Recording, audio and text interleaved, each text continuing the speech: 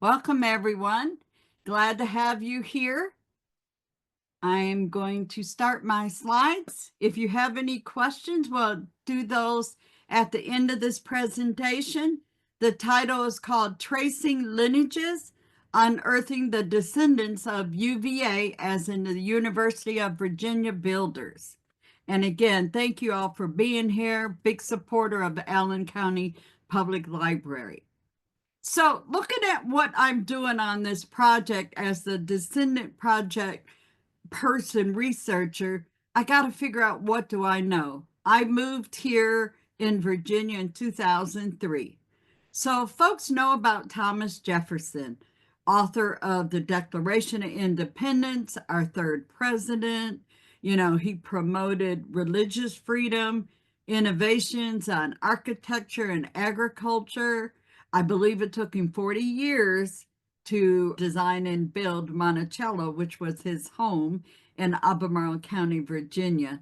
And of course, he's the founding of the University of Virginia. So there was a role of enslaved laborers in his vision. So Jefferson, of course, enslaved 600 plus folks over his time.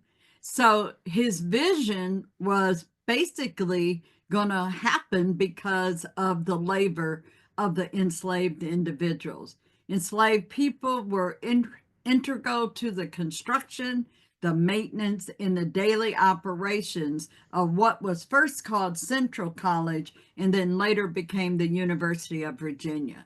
And again, the conditions and things during this time were brutal, but they worked, they labored, they endured a lot of things that needed to happen for Jefferson's vision to come a reality.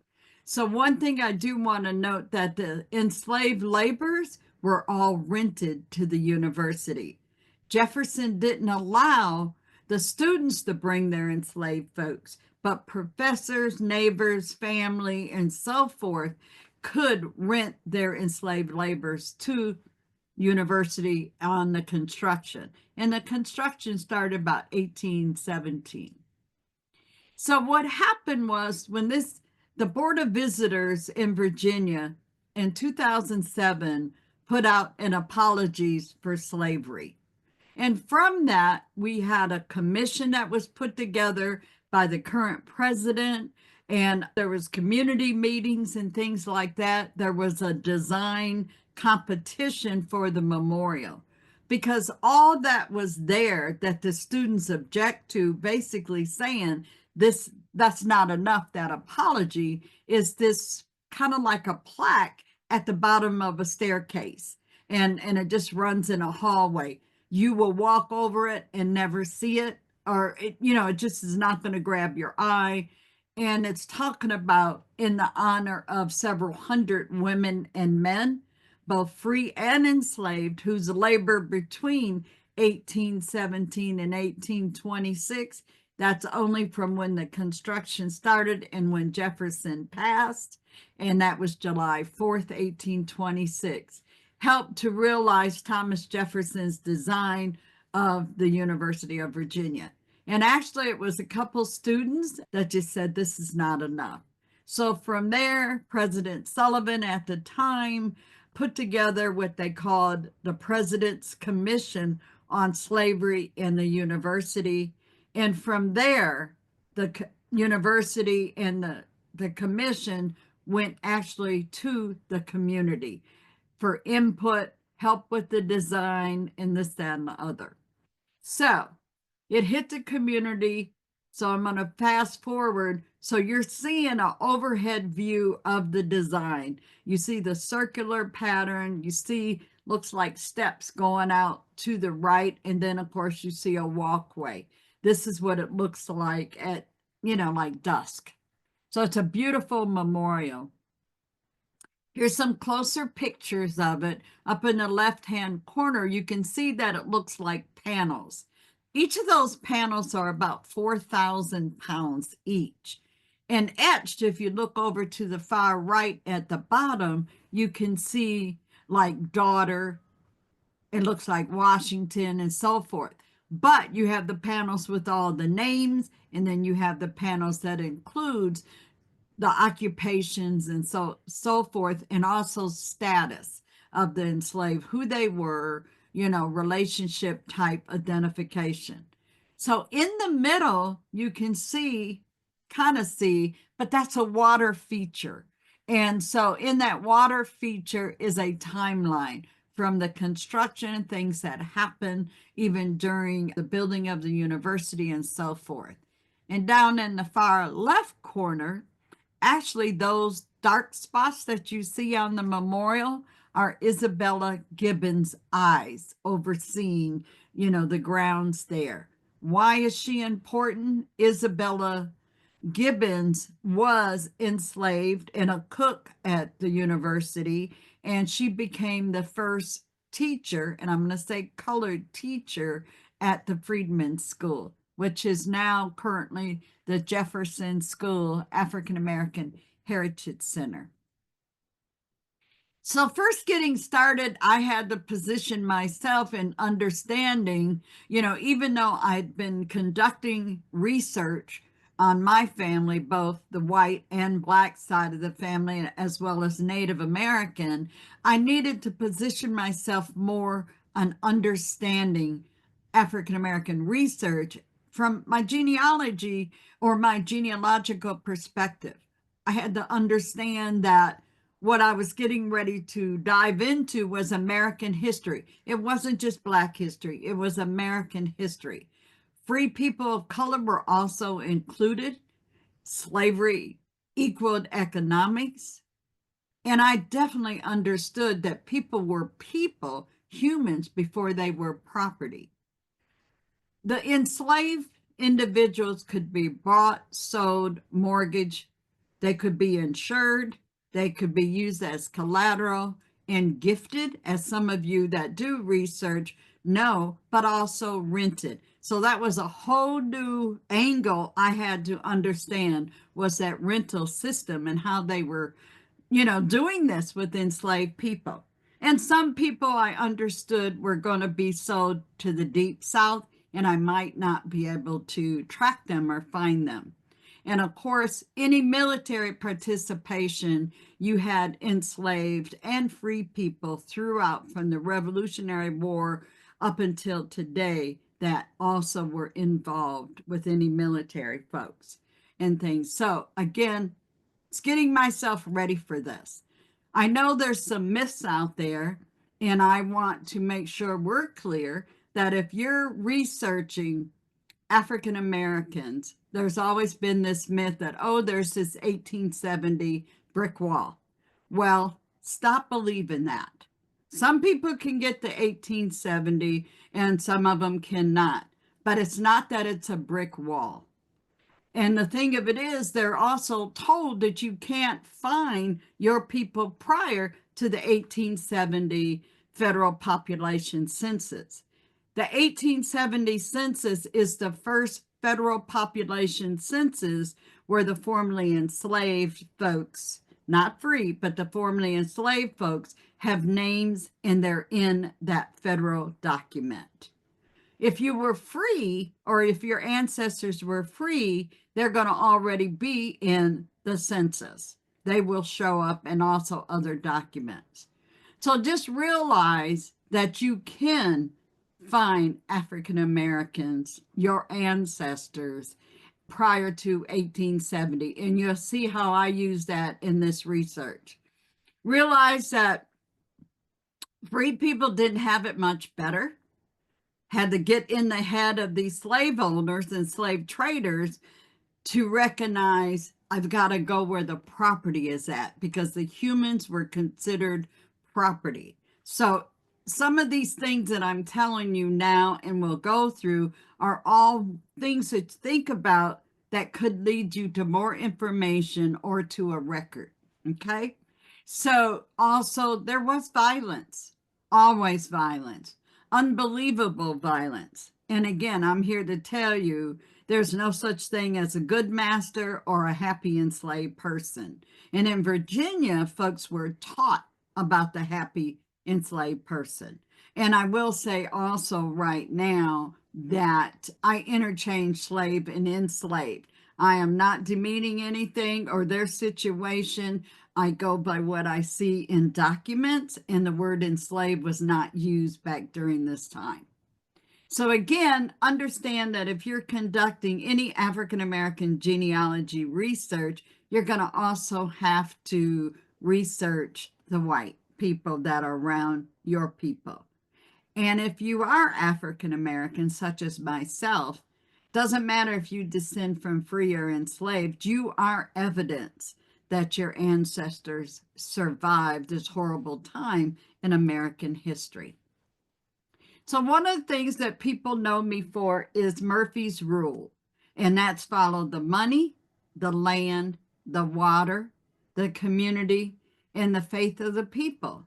And the reason I share this is because as a teacher, I want to give a foundation. Each one of these things lead to resources and information. So in other words, this is your foundation for genealogical research, is to tap into anything that connects with what you see on the screen. So right after I started at UVA, I was given a spreadsheet, and you're looking at a clip of it right here. And the spreadsheet is pretty much running from 1818 to 1870. And they have information, as you can see, they've got a year, they've got a date, they possibly have a slave owner, and an identity of an enslaved or a free person, and then what they did. It could just say slave hire, or it could say brick mason, carpentry, or something like that. And the other thing it would do would include where they got the information from. This list spreadsheet was compiled by Ben Ford, locally here in the Charlottesville area. And what he did was went through the financial records, and wherever the university had spent money for labor, he put it in the spreadsheet. So this was a welcome and a surprise. So you can see some of the detail on there and see how they listed them, and their status would be either enslaved or free. So this is the list I call going through here. So actually, even though that's a lot of information and we get excited about it, having a list and things to follow up, and, oh, I'm going to find these descendants of these enslaved people and this, that, and other. Actually, the list also brought with it more challenges. So you saw names on there. Just a few enslaved folks had surnames. I could probably count them on two hands. Maybe 10 of them have a surname. You had the name of the owner or the overseer, of the person that was renting them to the university. But they could have been rented different times by different people. And then I wasn't sure if they were actually the owner or overseer, or what the connection was from another person that rented them, but it was still the same person. Yes, it gave me the status, but you know what wasn't there? There was no location, and I had no ages as far as the enslaved or where the slave owner was from. So that created even a bigger challenge and takes more time, because a lot of people, there's common names back during this time. And again, where am I looking at? So what I knew is that everything had to focus around Thomas Jefferson. And everyone has heard of the fan club, Friends, Associates, and Neighbors, that was created by Elizabeth Shown Mills. So I had to sit there and think, how am I going to do this? I'm in the area where there's historical homes, Jefferson, Madison, and Monroe. I needed to get a map. Albemarle County is where Jefferson was at, and the city of Charlottesville is the county seat. But what's interesting about the county of Albemarle is it touches 8 other counties if you circle around it. So again, the map is critical. Got to have a map if you conduct genealogy resources. I was already connected in the local community with genealogy groups. There's an OGS chapter, There's historical societies in every one of the counties I research, and that's a total of 9 counties, sometimes 10, researching and other connections. And then there were local genealogy groups, Central Virginia History Researchers, Central Virginia Genealogical Association, and so forth. I had the university as well. And each of these historical homes now have descendant groups that are working with them. So I had to get in my head, I'm not going to find everybody. There's going to be lessons learned, and I know I'm not going to find everybody just because the nature of the timing. And again, I'm not from Virginia and I'm not a historian. So I had to come up with a research plan. Definitely going to listen, ask questions, had to learn about each of these counties. I had to stay local, and I want to make sure that folks understand everything that's online was not created online. It's created at the local level. So if I had anything I would hope that you guys would take away is that you need to exhaust that local level.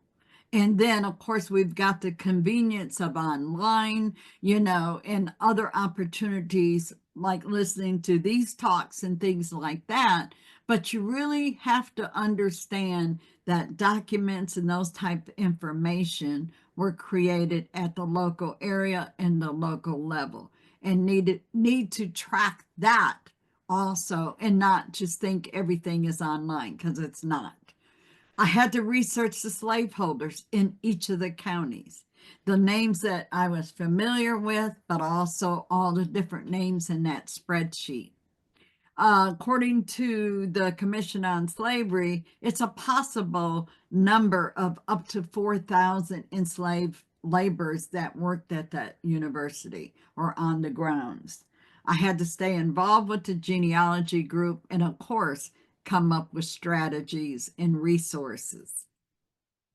Here's just a little bit on resources. In Virginia, we have the Slave Birth Index. You can see the books on the right. They're 1853 to 1865. They're 6 volumes. The Commonwealth of Virginia said, hey, plantation owners, you need to record the births of the slave babies that you have. Because you know what? You're going to be taxed. So we've got, which might not be the same in different states, but this has been a great tool, because from the period of 1853 to 65, this index tells the owner's name, the location, the mother of the baby's name, and the baby's name, and of course the birth date of the folks that were enslaved. Gold mine for us. So in Virginia, they're at all the public libraries and at the historical societies, but you can actually purchase these online. And on the left side is the index to records of the antebellum Southern plantation. A friend of mine who's also a librarian at the newly named librarian, I believe it's Shannon, but it used to be Alderman, is from Jean Cooper. And so she's got an index to the slaveholders all throughout the South with location and names. So again, you want to look for these type records and information that can aid you with your research. And again, I also had to look for plantation owner descendants. You know why? Because they might be conducting genealogy research as well. And if they're open to work with me, then it's a possibility we're sharing information, and it would help me towards the goal of finding descendants. A lot of times I just did a Google and Google the property or the name of the plantation or any historical events that were happening while the folks were, the enslaved folks were in the area. So looking at the local research, you're just seeing some of the local historical societies, then their front page, and these are all of them: Orange County, Nelson County, Fluvanna County, Library of Virginia, could be on here, Louisa County Historical Society and Albemarle, Charlottesville, and so forth. So again, looking at the research. So I'm sharing places that for you to look in your local area of research as well. So Library of Virginia is actually the state archives for Virginia. So on the left, you've got Virginia Untold, the African American narrative. And again, we can go in there and look at digitized records that are actually documenting free and enslaved folks throughout this history here. And so you're able to tap in, and it might be legislative petitions where people got freed and they needed to stay, and they had to get permission to stay. If not, they had 12 months to get out, once they became free. And there's other things that are on here, but it's a wealth of information, and there is a lot of the guides to see you through some of the free Negro registers that are also being indexed at the time right now. On the right-hand side, under Virginia Memory, is the Chancery Records Index. This is where you have the chance of picking the county where your people were from, and then go down and put a surname in there. Don't check the other box about enslaved or free people or anything. Just leave that blank. Because when they first put the index up, they didn't identify the enslaved folks on like the cover sheet of the file.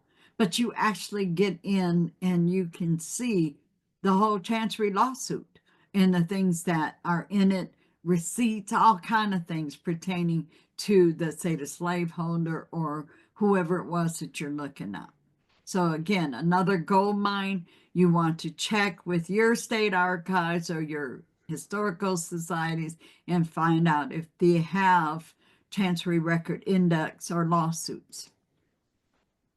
Here's some other things that I tap into. Had to get reading material. You can see Slave for Hire. That book was recommended to learn about the rental system in antebellum Virginia. Freedmen's Bureau, and I'll talk a little bit more about that. Up at the top right, you can see a register to colored persons out of Culpeper County, Virginia, just to show you, it's like a cohabitation list. So you got a husband and a wife.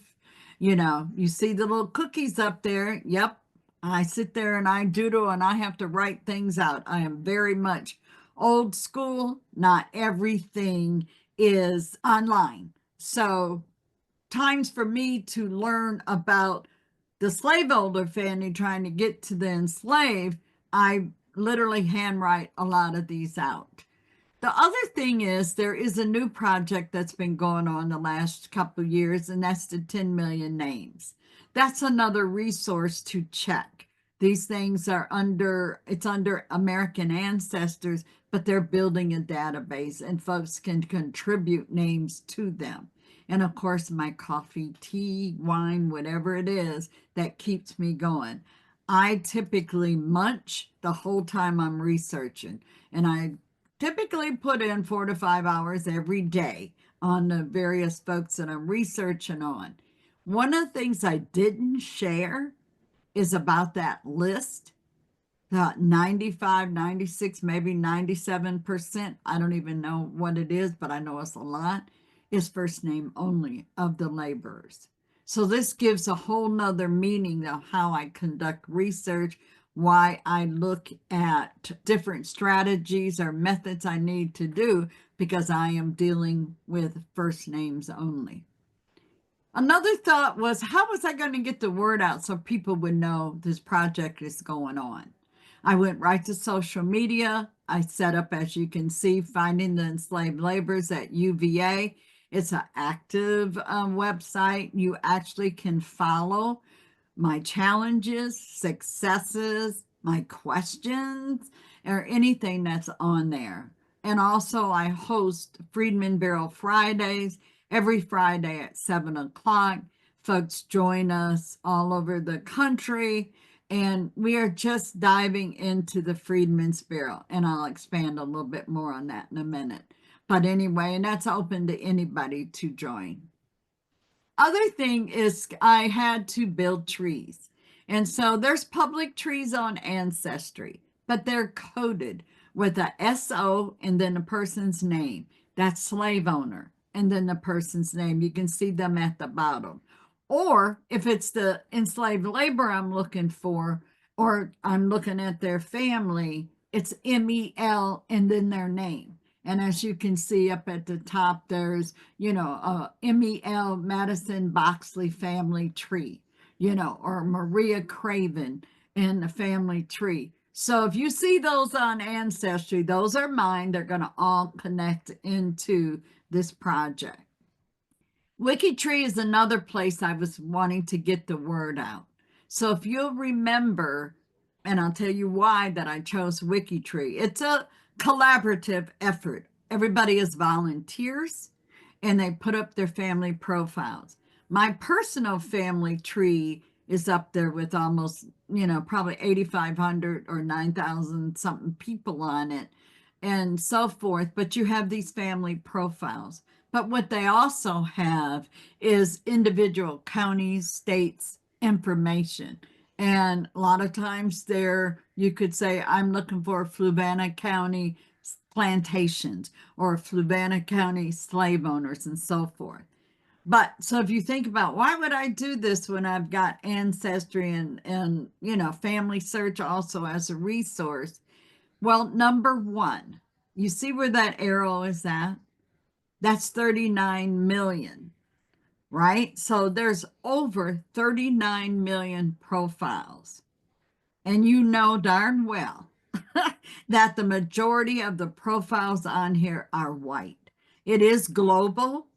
So again, looking at the research area, you would need to tap in. If you're conducting research for African Americans in this country, you have to research the white folks too. There's no way around it. Think about who have made the laws and who's holding the paper, and then understand that you're going to have to also look there and find out who was around your people during whatever time. This is a wonderful organization. I'm glad to be part of it. It's a wealth of knowledge there. They're always looking for more wiki-treers, as we call it. So check it out. If you have it, if there's any question, you can always let me know. The university also has what they call the Jewel site, and it's Jefferson's University, the early life. And so there, if you look on the left, you'll see there is owners and overseers. So they started building this site and it's being revamped now. But they have the owners and their names and the enslaved people that were under them or that they rented to the university. And so on the right-hand side is the list of African Americans. And so you can see down at the bottom, it says not referred to by name. So not only do I research folks that are first name only, like Bob, Sam, John, Jim, and so forth, I also have no names, but I might have whoever rented them. And if you can see the example, it says anonymous and it has a number, so they're coded. 2 hands of J.H. Wood. J.H. Wood in 1821 rented 2 hands, meaning 2 enslaved, to the university. And you can go down, see the 6 boys of J.H. Cox in 1823. So part of the job is to find who that was, even though I don't have a name, but I at least have the owner's name. And hopefully the owner has passed before the end of the Civil War, because then I've got these estate settlements and so forth, and people are free, but their property, their administration, their estate has to have a settlement. And typically you will find records or wills and deeds and things of what they have done with their human property. So here's a little sample of WikiTree, Virginia slave owners. And you can see how they've got them categorized. You're just getting a snapshot of them. And there's more to be there. So if you're researching a county, it doesn't matter, not just Virginia, it's anywhere. And you have information, you are welcome to join and become a wiki treer and add that to the inventory that's up there. So I also took that spreadsheet, the list, and I put it on WikiTree, but with an intern's help. And so the spreadsheet got split up by time frame. You can see 1821, 1822, and so forth. So people can click on that and see the name of the owner and first name of the enslaved and so forth. So right now, that's up there available. And if any time that I retire from doing this, this is still out there, and hopefully descendants or somebody that has ties to this area will tap into it. So you saw the list. So here's an example of one of the slaveholders that rented people, which you can see he's got a profile. He's got a parents up there, his siblings, and he's the father of X amount of people. He dies in 1826 in Albemarle County. And then you see the blue arrow at the bottom. It links him, because this is from my personal profile. It links right to the Finding Enslaved Laborers. Look on the right, you'll see the slaves of Joseph Brand Jr. I didn't put his children on there because the 4 children that are over there are by his house servant, and they were all enslaved. He freed them in their will. But anyway, coming back over to on the right where you see the blue arrow, it will link you right to Fleming, Suki, and then we build profiles hoping to find what surname did they take? Where were they at after freedom? If they leave to freedom. So one of the challenges that I have is that they might have been rented in 1821, right? But think about that. In 1821, what do you think their age might have been? Probably 18, being born about 1800 or before. So look at the time area that we're looking at doing the research. Some of the descendants have come together and have become a nonprofit, and it is called Descendants of Enslaved Communities, and they're housed at UVA. And they have a goal to basically to honor the legacy of the enslaved and the free Black, communities, especially that had ties and roots to UVA as well. They host monthly meetings, and there's other university projects like the Lemon Project at William and Mary. They host monthly meetings where people can come in, that if you are a descendant or you think a descendant or you had enslaved folks in the area. And again, they have speakers, they share information, they help people and so forth. So this is a snapshot of what's on their page, which gives you a little bit of a list of some of the ones I'm looking for by the county. And those are surnames that I've come up with, or that was present on the spreadsheet from the financial records. So again, just to give you a clue of where I'm looking at, and if you have ties to this area or recognize any of these names that come out of Virginia, just contact me. But just so you know, there's other descendant focused projects that are going on, and they're not just universities that are looking for these projects. So I wanted to share a couple other ones, even though I mentioned Monticello has a descendant group called Getting Word. You've heard of GU 272. That's a descendant project. Montpelier, which was the plantation of James Madison, they have a descendant group.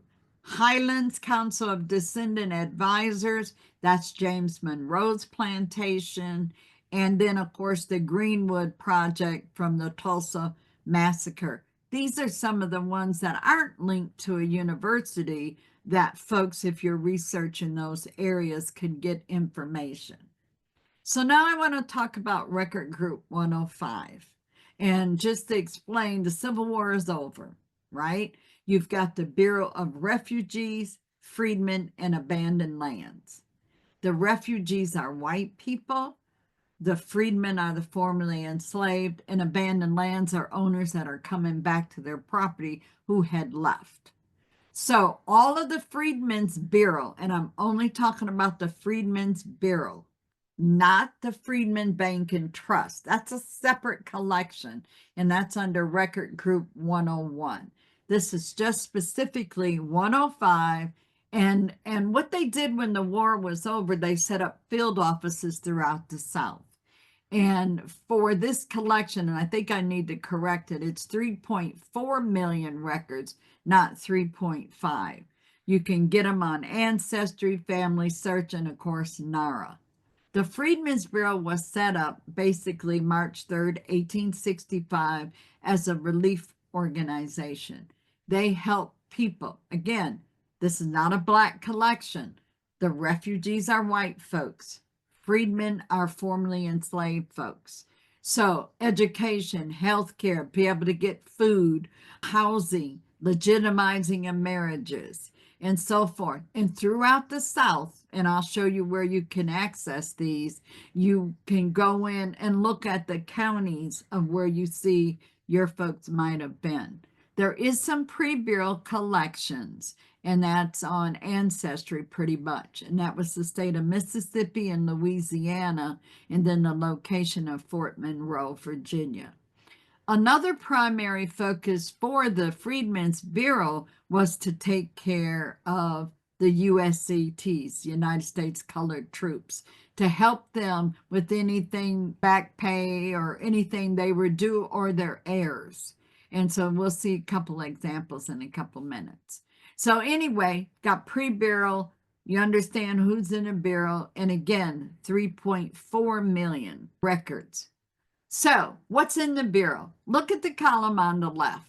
That's the types of records that are in there. I mentioned transportation, food or AKA rations, letters, complaints. They actually even had court, a Freedmen's Bureau court, and so forth. So you can see what's on the left. But the gold mine is what's on the right. That's the type of information that are in these documents that you're seeing on the left. Age, race, occupation, dates, right? Birth and death, marriages, former slave owners, because now people are free and they're coming to these field offices and getting assistance. All of this is before the 1870 federal population census.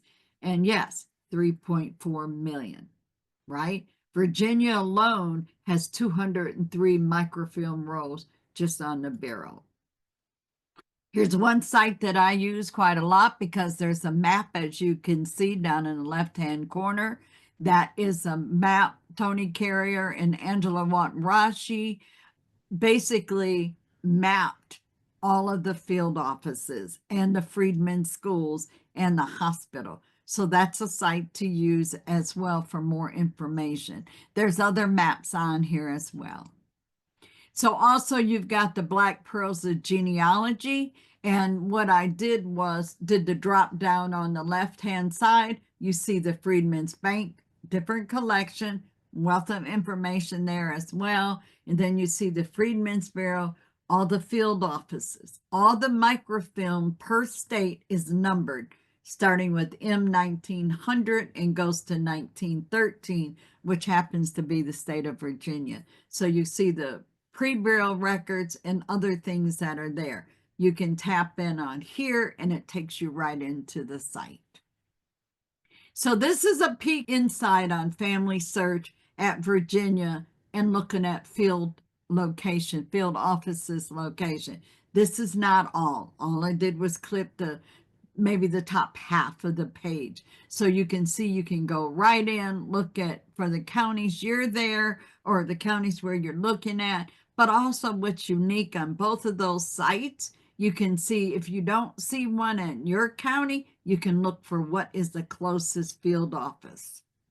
And that helps a lot with the research too. So here's a sample labor contract.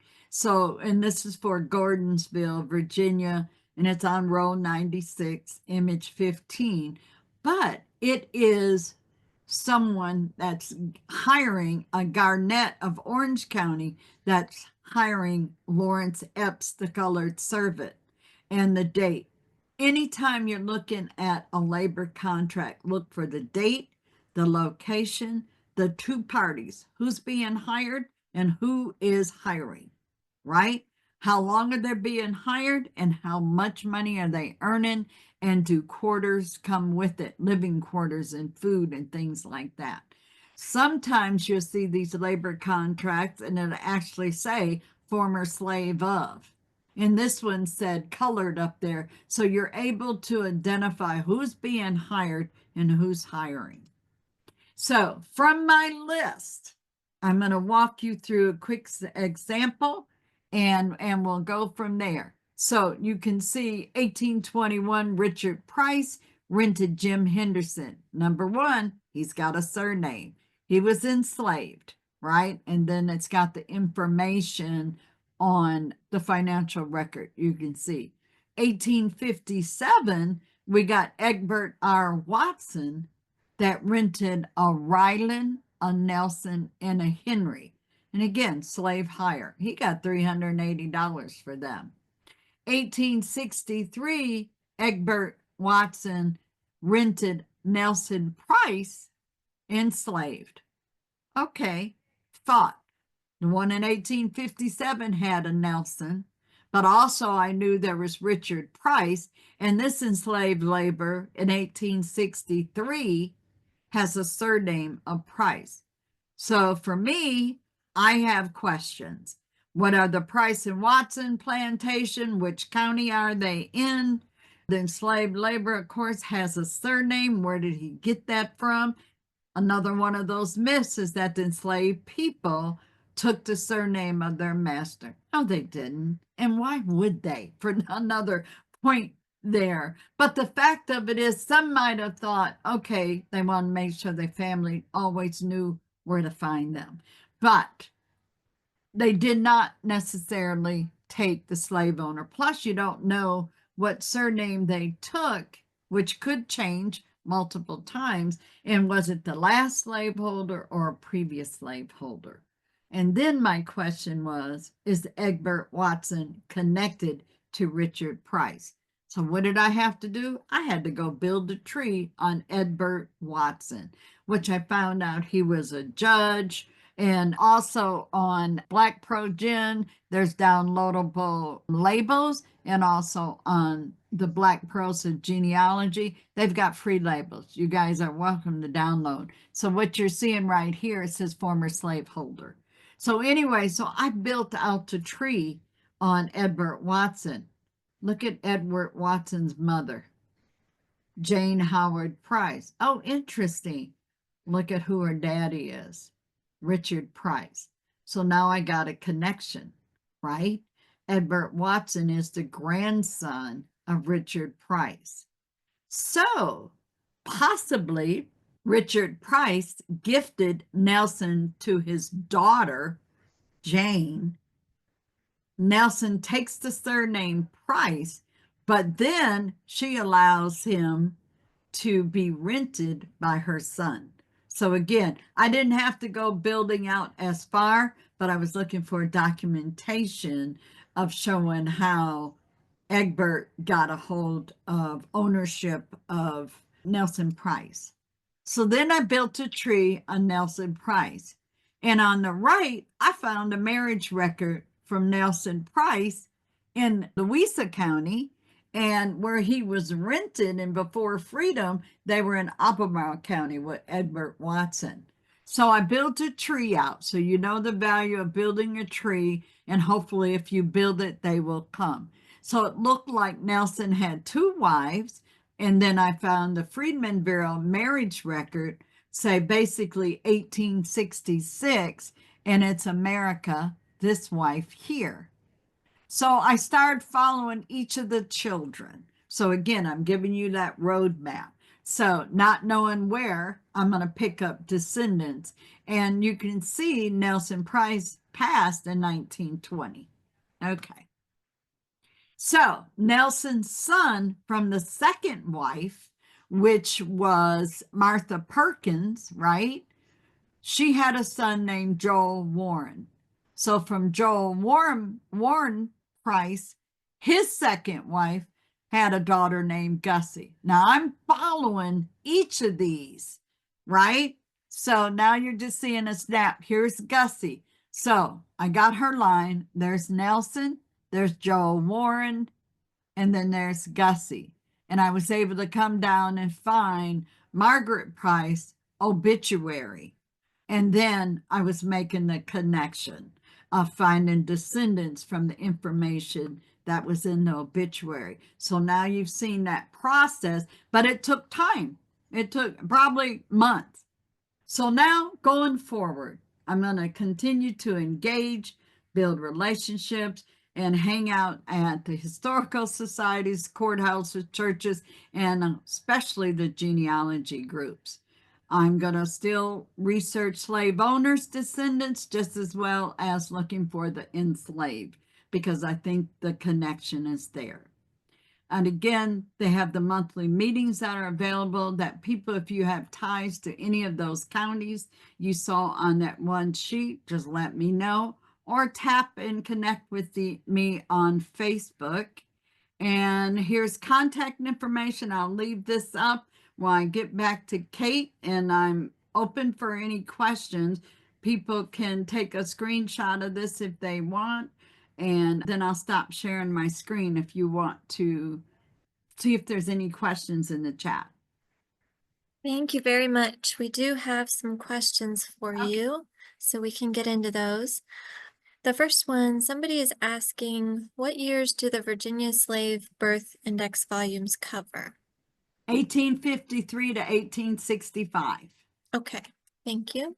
Mm-hmm. And the next one is somebody's asking about the map. Where did you find the map that you needed? And then they say, was it for the time period or current day? Both. I went through, like right here hanging off of curtains that's pinned. I have a 75 map of just Albemarle County because a lot of folks were from that county. So I've got that one. But if not, I hit Google, and my daughter's a GIS person. So and actually you can just Google Virginia and then go center in and clip out what you want, the counties that are there. So yes, all of that you can do yourself. Good deal, thank you. Mm-hmm. Another person's asking what are chancery records, and they're wondering if this terminology is unique to Virginia. No, it's not unique, it's everywhere. And basically lawsuits. That's what it is. Settlements and lawsuits, and every state has them in the United States. So you're just looking for lawsuits. They're just labeled Chancery Court Records, which is a court that hearings to settle two parties' differences.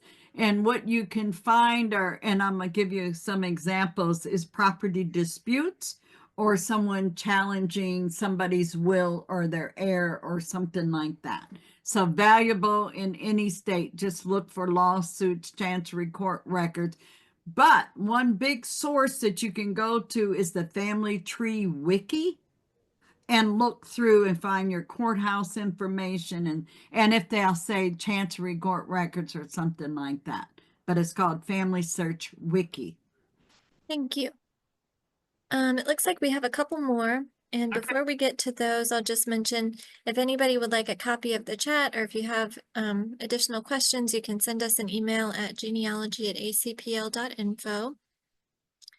And then our next question says, if you know the name of a Virginia slaveholder, where does one go to find on WikiTree or the other websites to trace the enslaved people of the slaveholder? So if you have a slaveholder's name and you have a location of where they're at, my first attempt would be right to Google and find out what other information is out there. But if you're just tapping into a county in a state area that you're not familiar with, you need to learn about that county, learn about that community. So if it's Albemarle County, Virginia, you're tapping in, you've never done research, get the background information of there, what historical events happened, and start watching during the time that your folks would have been there. And remember that the 1850 and 1860 slave schedules are also out. So if your folks are before the Civil War, of course, you're going to also tap in with the name on Ancestry, Family Search, or whatever, and see if they're slaveholders during those times. Doesn't mean that your people on there, but you can identify that they were slaveholders and also think about tax list. Okay, Mhm. thank you. And then one more. So this one's asking about building slave owner trees and wondering how many that you've built before reaching your goal. I haven't reached my goal. Yes. This is 5 years going, but I tend to build the slaveholder trees to find out where they acquired their property from, number one. And I hope that they had passed prior to 1865, because then I'm looking for their estate settlement, administrative type documents and information, because it will list what got settled from their estate, what gets shifted or gifted to maybe their children and so forth, or what the wife gets. And a lot of times you'll see slaveholders that lets the wife select their Negroes, to help them, and or the instructions to say Joe gets freed when he turns 21 or something like Mhm. that. Or I'm gifting these three to my daughter, these to my son. So again, that's the information. It is so critical to find those estate settlements or administration settlements and things like that. Okay. Thank you very much. Again, for a copy of the chat, or if anybody has any additional questions, please Mhm. send us an email to genealogy@acpl.info. And thank you again, Dr. Murphy, for presenting this evening and for your time. We appreciate it. And thank Karen Keisha, because she posted a lot of the upcoming events and things that are coming up throughout the United States. So appreciate her assistance there. Yes, thank you. And I hope Mhm. everybody has a good evening. Good night. Bye-bye. Have a good one.